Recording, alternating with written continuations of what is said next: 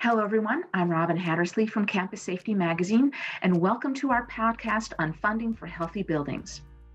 In this interview, I spoke with Cheryl Aquadro, who is Johnson Controls K12 Vertical Market Director, and Russ Garcia, who is Johnson Controls Area Manager and General Manager for Hawaii and California. In this interview, Cheryl and Russ talk about new federal and state funding that is available for campus facilities. They covered where and how those funds can be used and also provide some helpful tips on how schools and colleges can acquire that funding. So without further ado, here's my interview with Cheryl and Russ.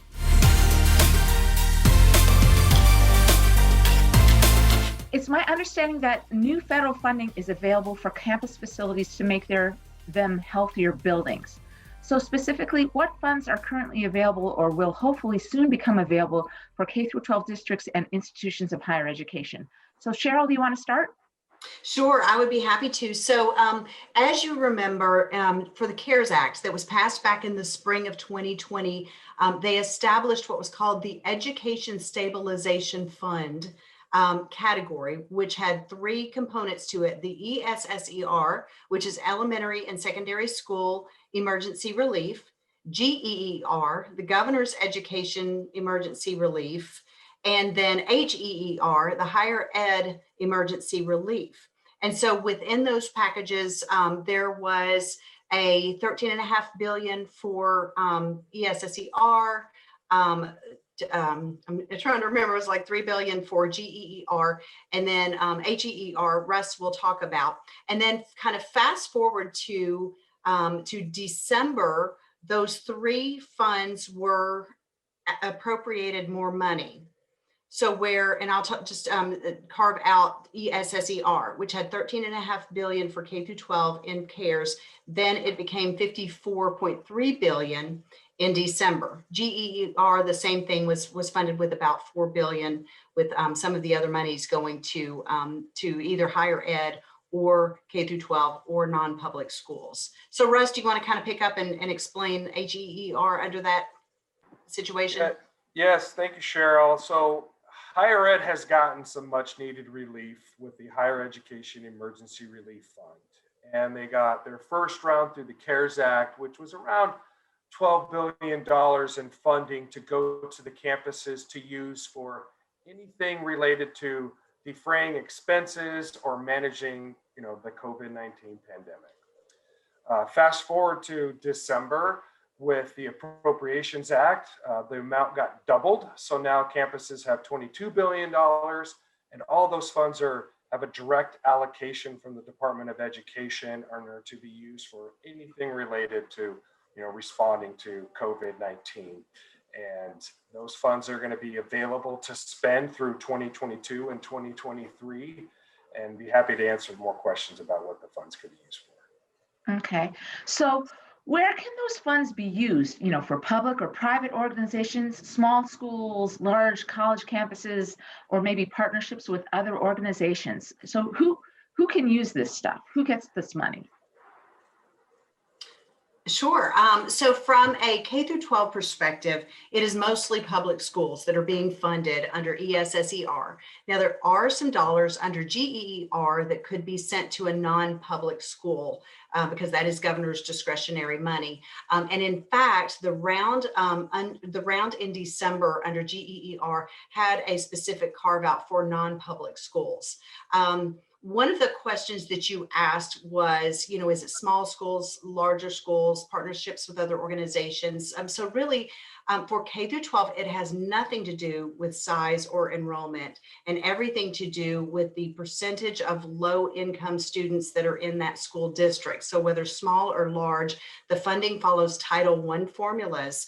So again, it's a calculation of that percentage as to who gets the dollars among the public schools. Yeah, and Cheryl, higher ed, it's a little bit different, right? So higher ed, this funding is for nonprofit, for-profit, and private colleges. And the allocations are based on the amount of financial aid that the campus gives out every year, plus the number of enrollment leads to your allocation that you can receive to use for CARES funding. There have been a couple competitive grants that have gone out for other campuses that didn't necessarily get their fair share of the funding. But the majority of campuses across the country did receive a direct allocation from the CARES Act and then the Appropriations Act with the same guidance to use the funds where you need it. And we've seen campuses use it for things like contact tracing, things like helping stand up distance learning programs, or to help with lost revenues or staff, or for things like with Johnson Controls to create a newer, cleaner and safer environment, whether it's around HVAC, access controls, more visibility to occupancy tracking on campus, better ventilation. So as long as the campuses are using this funding to protect themselves, bring the students back on campus to help sustain themselves through this time, they're good to spend it. So Russ, you brought up you talked a little bit on the specifics of how this money can be spent. Can you go into a little bit more detail on what you've seen it being spent on, or maybe it being considered for, and how they're justifying, the expenditures for a particular type of project? Yeah, what's great is that they don't need to really justify anything, but in order to receive the money. But when they go to report on the expenditures, they're going to have to show the funds are being spent in several different categories. One of the categories, campus safety and operations, you'll see campuses using that bucket for things like better ventilation on campus, better controls, better air quality on campus, those types of improvement measures. You'll also see buckets on that expenditure form like helping with on-site staff, or with putting Wi-Fi in place, or purchasing sanitizer, right? It's whatever the campus needs money right away to protect not just the campus infrastructure, but the student body, and to help, slow the bleeding of all the massive losses in revenues that the campuses have experienced. And on the K-12 side things, what is the money being used for, or being considered for, Cheryl? Well, very similar to what higher ed is doing, but what's interesting about the K-12 is that there's actually 15 uses of funds, 3 additional adds from what was originally under the CARES Act. And so while it was permitted under the CARES Act, testing, repairing, upgrading projects to improve indoor air quality, and also other facility measures to improve the health and safety, those were specifically added into the text of the law. And so that really helped bolster what schools were already looking at doing with those dollars. And at Johnson Controls, we have been helping schools improve their control system to have more clean air changes, ventilation, filtration, touchless entry, even skin temperature sensing. So we had already under CARES Act money been doing some of that work for our customers, and then this really just strengthened the school district's ability to look at the funds and say, we know we need to get these things done for our schools, for our students and teachers to feel comfortable returning, and so it was spelled out again in that legislation, and they followed suit. Okay, so we've covered now what can be covered. What about stuff that shouldn't be covered? I mean, you're going to get in trouble if you try and get this covered under the CARES Act or some of the others act. And Cheryl, why don't you start us off?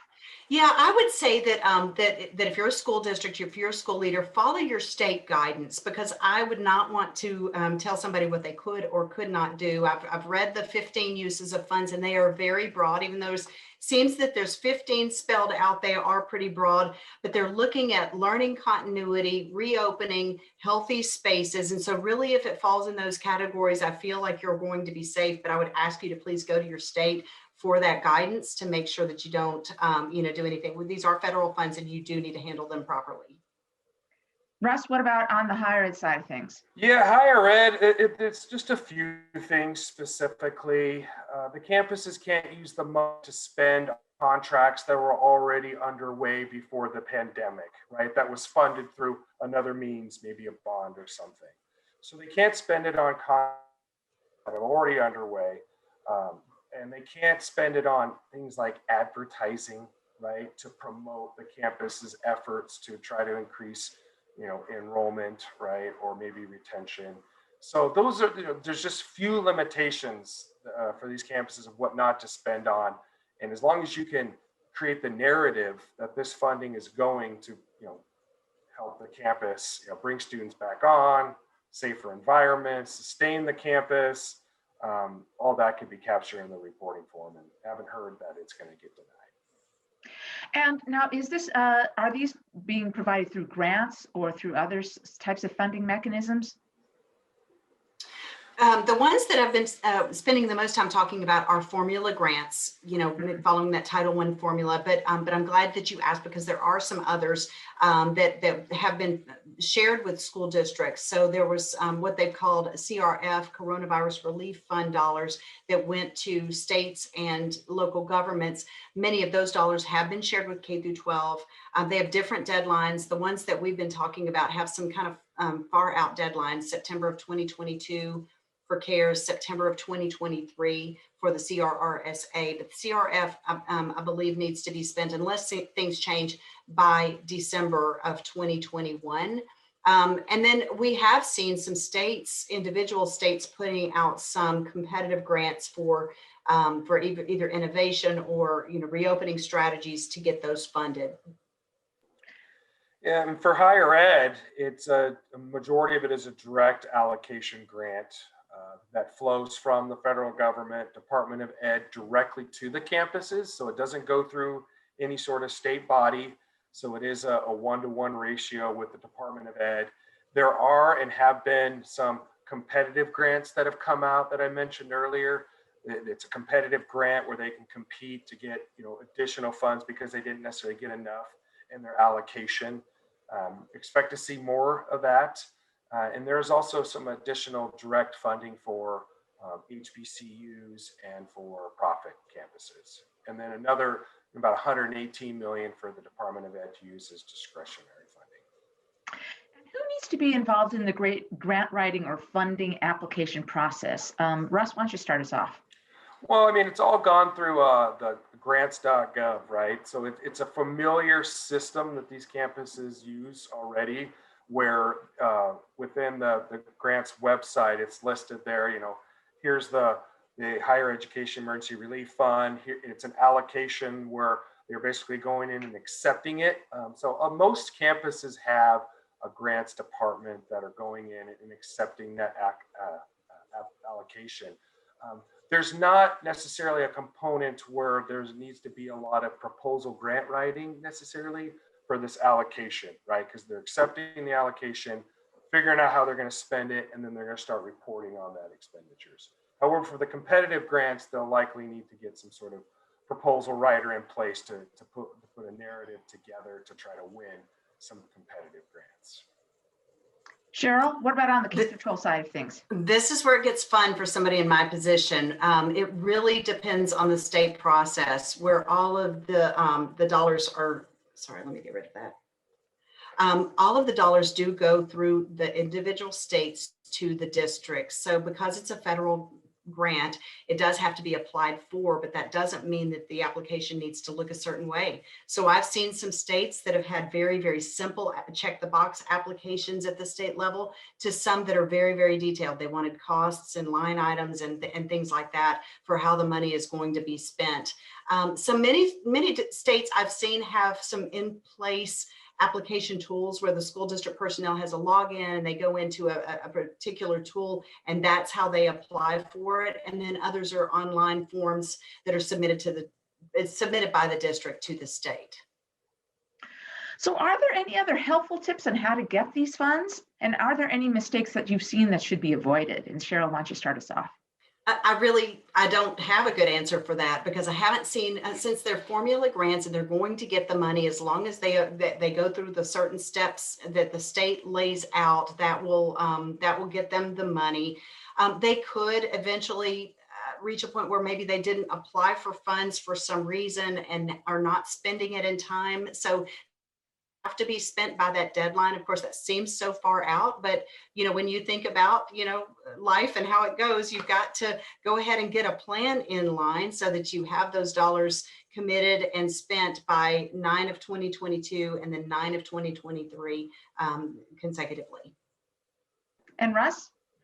Yeah, and with higher ed, what we've seen, in that first round of CARES Act, that funding was going towards, triage, right? I mean, buying hand sanitizer, cleaning, setting up stations, setting up testing centers, contact tracing, and helping to, fund things that, we're losing money on, keeping people on site, right, for the campus.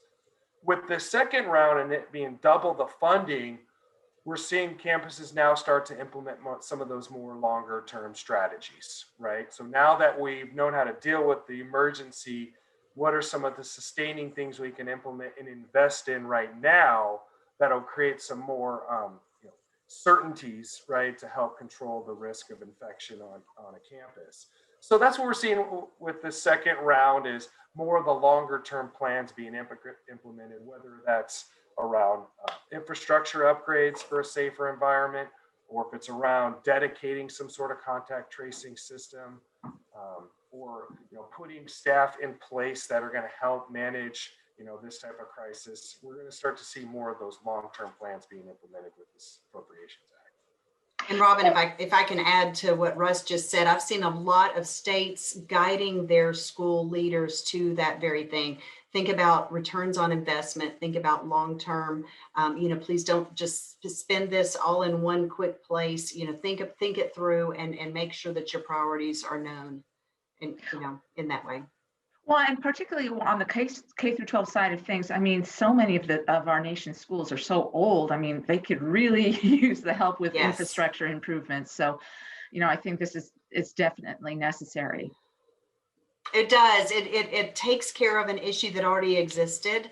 About a year ago, I was at a Plant Manager Association conference presenting on indoor air quality. We really didn't know what this pandemic was going to bring at that time, and it was a critical situation. The school leaders at that time were very concerned with indoor air quality in their schools, and that was pre-pandemic. So again, they're in a situation where this is an opportunity to take those dollars and use it for something meaningful now and in the future. Great. Well, Cheryl and Russ, do you have anything to add? Yeah, we've even seen campuses now starting to understand that they can create spaces to treat, emergency situations, right? Of whatever the pandemic is, whether it's a hurricane or if it's COVID-19, and looking at their campuses as where's the dedicated space we want to be able to treat, right? And maybe convert that space to be in an acute treatment center, to be able to process and handle events when they come on and to create more resiliency within the campus infrastructure. So I expect to see more things like that moving forward. So you're talking about like flex spaces, so they can be like right now for quarantine spaces, but maybe for hurricane evacuation or tornado evacuation, or perhaps there's a mass shooting and this is where they muster, to when they need to evacuate type of a thing. Is that what you mean? Yeah, those are all good suggestions on that. And like you take a student housing dorm, how do you isolate 5 of the floors, right? And totally put a line around that to where you can control the airspace so that you can treat infectious diseases and whilst not having to move everybody out of the building, for example. So dedicating a space for a certain use and be able to flex depending on whatever pandemic is happening. Anything else you think we need to cover? I mean, I know you guys have done a really good job. You guys are very knowledgeable about this topic. Any other necessary tidbits our listeners need to know? Yeah, I would like to mention just some of the conversations I've had with some of our customers and school leaders is that they believe that school will look different in the future. We believe that we've proven that we need in-person learning, and so where some people thought, well, technology is going to take, children away from the classroom. We know now We do not want that to happen as a society for the most part. So, but that in turn, when you think about high school students, I do talk with school leaders who are looking at their buildings about maybe my high schoolers don't need to come every day or every moment of every day. You know, maybe they need to be remote in some ways. Maybe they need to be able to break off into teams in other parts of town. You know, maybe we need to make this a little bit more flexible for them. Maybe when they come to school, they don't quite go to the same, you know, a particular classroom, maybe they're in pods, you know, so just thinking about how students are learning and what we've learned from the distance situation and applying that in the future. It's very interesting how the facilities will play a part in all that. Yeah, and Cheryl, those are great points, and I think we need more of that and more good stories to tell right now, because all these campuses and districts, they're spending the money differently based on whatever they're facing in their local area, right? And it might be different. And there's really no time to judge anyone's efforts, only to you know, try to get support, try to share best practices, right? And so that, you know, each district and each campus can continue to pull each other up and learn from, you know, what are the benefits that we've gotten from this? What's the silver lining that made us, you know, a better campus or a better district? So more success stories. Cheryl and Russ, thank you so much. You did a great job. And for more information on JCI, Johnson Controls, where can people go? Do you have a website? Yes, www.johnsoncontrols.com. Yeah, and if you want to learn more about any one of our vertical markets, all you have to do is say Johnson Controls K12 or Johnson Controls Higher Ed, and it should take you right to. It'll take you everywhere. That's Perfect. right. Thank you so much, you guys.